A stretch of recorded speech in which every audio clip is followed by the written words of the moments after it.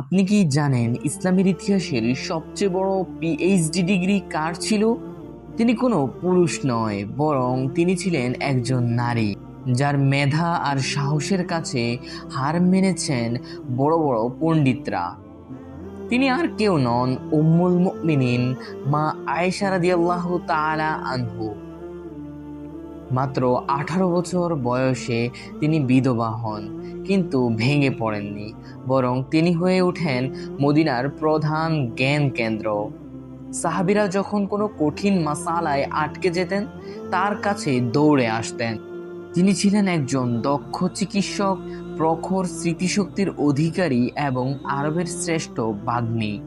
2210টি হাদিস তার মাধ্যমেই আমরা জানতে পেরেছি। রসূল সাল্লাল্লাহু আলাইহি ওয়াসাল্লামের সাথে তার ভালোবাসা ছিল অনেকটা বৃষ্টির মতো, যা মরুর বুকে ফুল ফোটাতো। আয়েশা রাদিয়াল্লাহু তাআলা প্রমাণ করে গিয়েছিলেন, একজন নারী চাইলে শুধু ঘর নয়, পুরো পৃথিবীর চিন্তা চেতনা বদলে দিতে পারেন। মৃত্যুর সময় তার শেষ ইচ্ছা কি ছিল জানেন? তিনি চেয়েছিলেন সাধারণ জান্নাতুল বাকিতে সাধারণ মানুষের মাঝে সমাহিত হতে, কারণ তার কাছে খ্যাতির চেয়ে বিনয় ছিল বড়।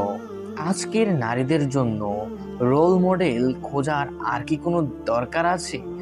যার ঘরে স্বয়ং জিবরাইল আলাইহি ওয়াসাল্লাম সালাম পাঠাতেন, তার চেয়ে বড় অনুপ্রেরণা আর কে হতে পারে?